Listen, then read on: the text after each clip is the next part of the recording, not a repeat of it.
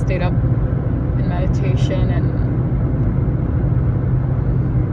just contemplation on my altar with my candle, and pretty late, and then I couldn't fall asleep.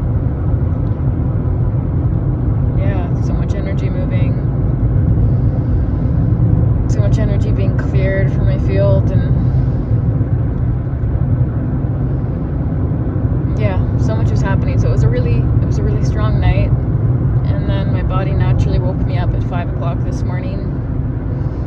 And obviously once I woke up to the slightest amount, normally I can fall back asleep, but it was like, ooh, it's go time today. And it's like, how can you fall back asleep when you know it's the day you're leaving? So yeah, I packed my stuff, went for my last big long walk, and just was really, really deeply present with my morning, feeling like I'm leaving today, and it not feeling real, you know, like walking my last walk on that same road that I've walked so many times in the last 2 years, and stopping at the same spot and picking the same flowers as I've been picking every morning this week on my walks, and you know, getting up and meditating and dancing and moving my body and praying and all my usual morning routine. But obviously it just felt so different. There's such a different energy today, such a different presence, knowing that it would be my last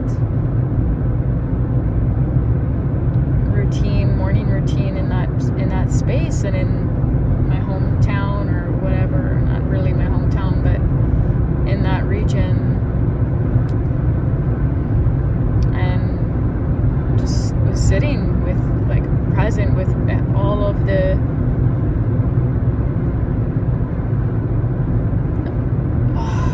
feelings that have been alive in me. And from day to day it's shifting drastically, and from moment to moment it shifts a lot. And in this moment, as I'm driving, I'm like 2 hours into my drive, which is not very far when you consider I have like 50 plus hours of driving ahead of me.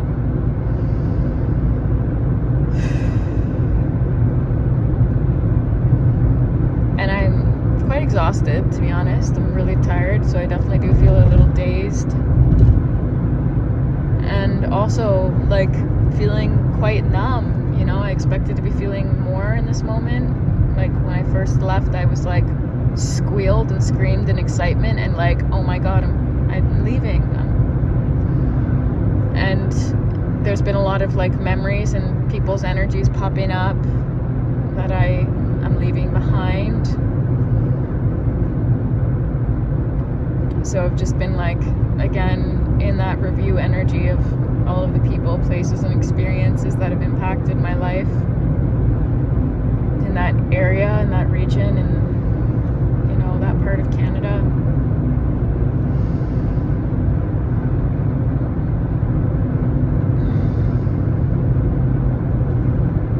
And everything feels open, you know, like I feel like it's a blank slate ahead of me, and it's being written as I drive, as I take each step.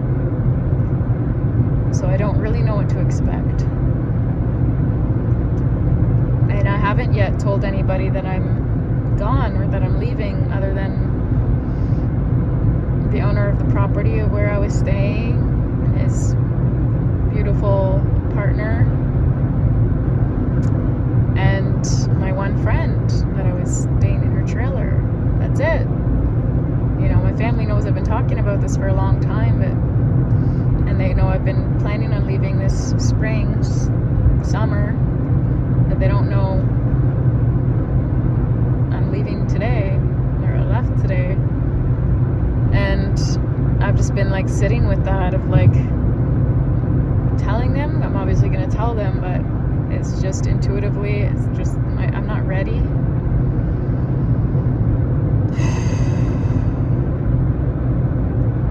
I need to make it feel really real first. I feel like I need like a day into my trip, or at least land tonight when I set up my camping site, wherever I stop, and message my family then. But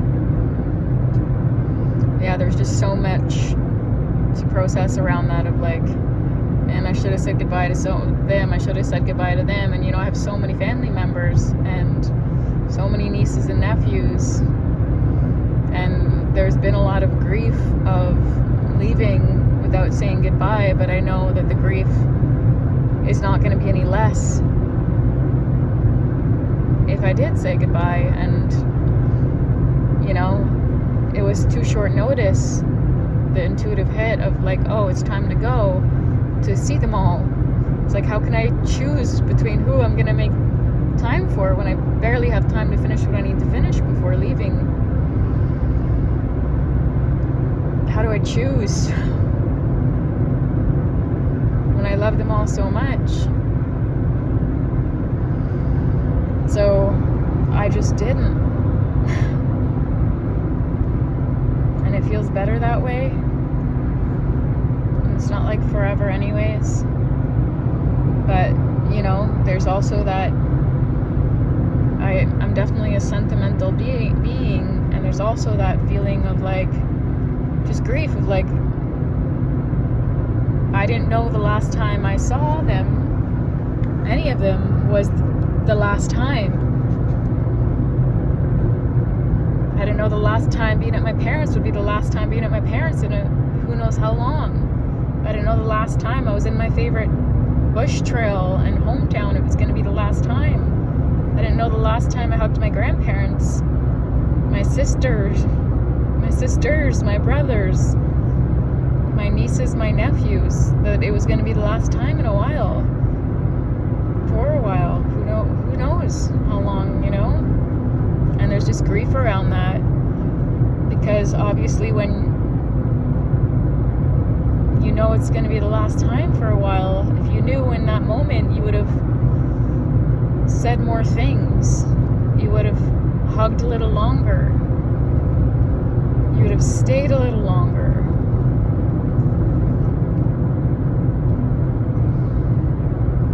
You would have been more present.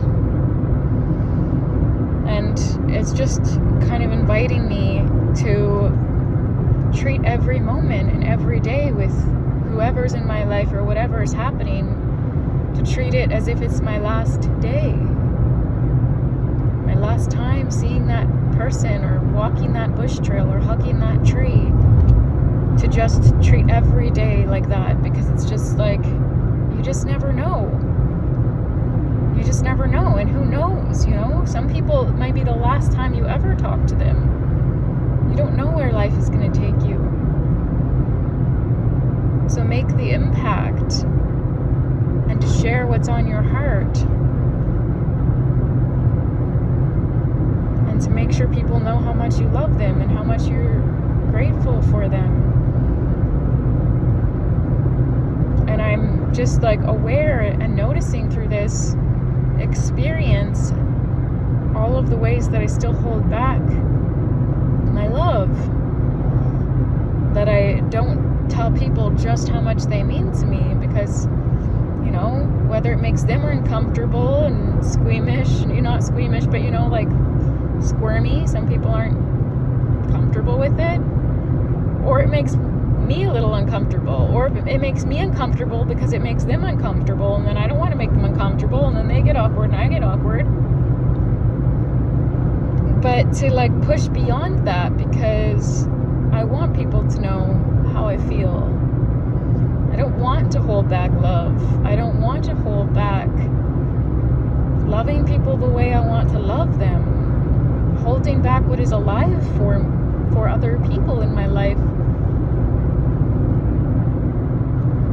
I don't want to do that. I don't want to live like that. So I want to be more present, so that I feel at peace with, as close to peace as I can, whether, if it is the last time I see them, what were my last words to them? How did I make them feel? did I feel? Did I say what was on my heart? Do they know how I feel about them? So just sitting with all of that and just contemplating that and just, wanting to be more present in my everyday life, in the small moments. Because you just never know when it's the last time for you, for them.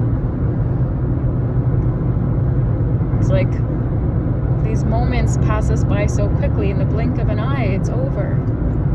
You'll never experience that version of you or that version of other people ever again. You'll never experience that walk again, not the exact same way. You'll never experience that food again, not in the same way.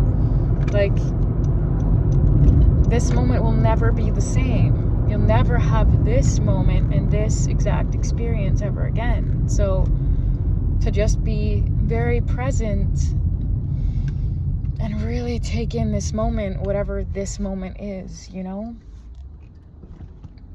So that's what I'm processing today on day one of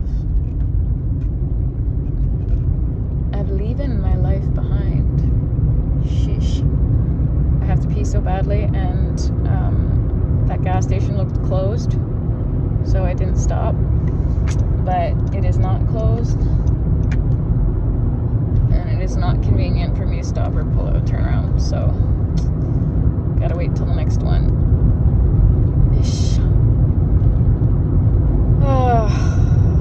Where's the weenus when you need it? Have you ever heard of the weenus? It's a thing so girls can pee standing up. And my sisters have some of them for hunting. I do not hunt and I don't have one, but I hear they're really handy to just like put the weenus in and pee on the side of the road. But the thought of standing up and peeing on the side of the road and having people drive by and seeing this girl peeing standing up kind of makes me laugh. So I don't know if I could do it seriously without laughing and peeing everywhere. Anyways, it makes me laugh just thinking about it. Anyways, I'm sure it could be handy, especially because I'm drinking my obviously I'm drinking my juices. I prepared some celery juices and some lemon waters and stuff to keep me well hydrated and keeping my routine as best as I can for this very long drive. So yeah, and I'm eating my 90% of my diet is fruits, so lots of water intake. So lots of little tiny pit stops, but it helps to be able to stop on the side of the road, especially on the long stretches where there's no gas stations or stores. Anywho, that's a totally different side tangent, but you're welcome. Anyways, I'll share more as I go along. But yeah, day one,